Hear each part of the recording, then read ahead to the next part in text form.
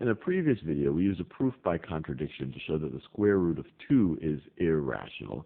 What I want to do in this video is essentially use the same argument, but do it in a more general way to show that the square root of any prime number is irrational. So let's assume that P is prime, and we're going to set this up to be a proof by contradiction. So we're going to assume that the square root of P is rational, and see if this leads us to any contradiction. So if something is rational, that means that we can represent it as the ratio of two integers. And if we can represent something as the ratio of two integers, that means that we can also represent it as the ratio of two co-prime integers, or two integers that have no factors in common, or that we can represent it as a fraction that is irreducible, So I'm assuming that this fraction that I'm writing right over here, a over b, that this right over here is an irreducible fraction. You say, well, how can I do that? Well, this being rational says I can represent the square root of p as some fraction, as some ratio of two integers. And if I can represent anything as a ratio of two integers, I can keep dividing both the numerator and the denominator by the common factors until I eventually get to an irreducible fraction. So I'm assuming that's where we are right here. So this cannot be reduced, and this is important for our proof. Cannot be reduced, which is another way of saying that A and B are co-prime, which is another way of saying that A and B share no common factors other than 1. So let's see if we can manipulate this a little bit. Let's take the square of both sides. We get P is equal to, well, A over B, the whole thing squared, that's the same thing as A squared over B squared. A squared over B squared. We can multiply both sides by B squared, and we get B squared times P is equal to A squared. Well, what does this tell us about A squared? Well, B is an integer, so B squared must be an integer.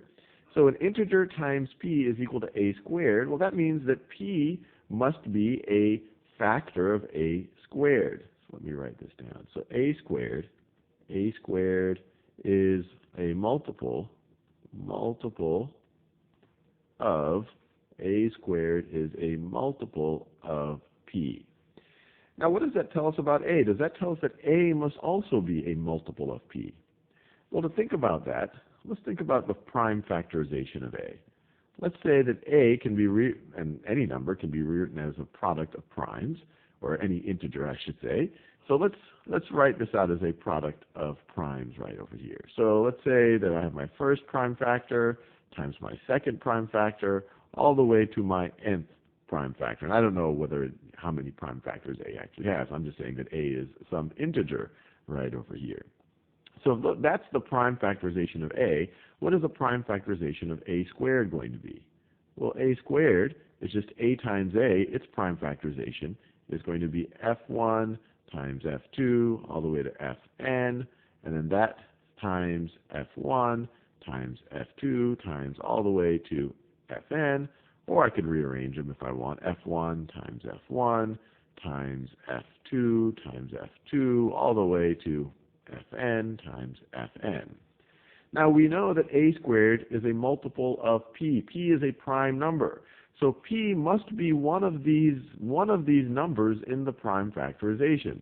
P could be F2 or P could be F1, but P needs to be one of these numbers in the prime factorization.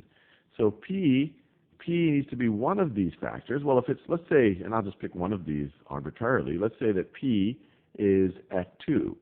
If P is F2, then that means that P is also a factor of A.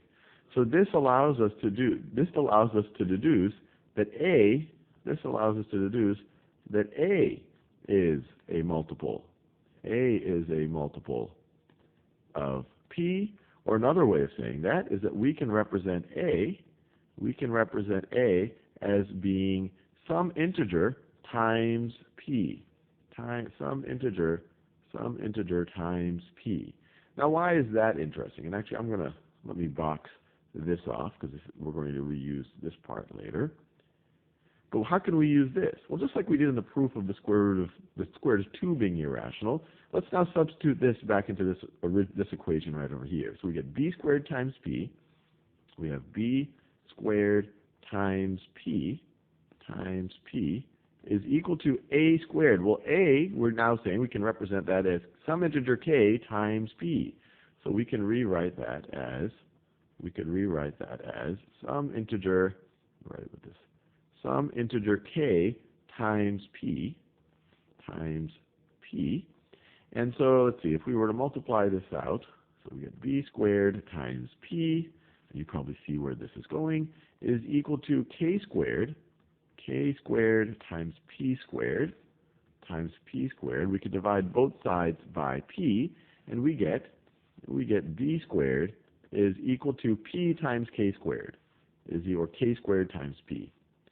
K squared times p. Well, the same argument that we use if b squared times p is, if a squared is equal to b squared times p, that let us know that a squared is a multiple of p. So now we have it the other way around. B squared is equal to some integer squared, which is still going to be an integer, times p. So b squared must be a multiple of p. So this lets us know that b squared is a multiple of p. And by the logic that we applied right over here, that lets us know that b is a multiple of p. b is multiple of p. And that's our contradiction, or this establishes our contradiction, that we assumed at the beginning. We assumed that a and b are co-prime, that they share no factors in common other than 1. We assumed that this cannot be reduced.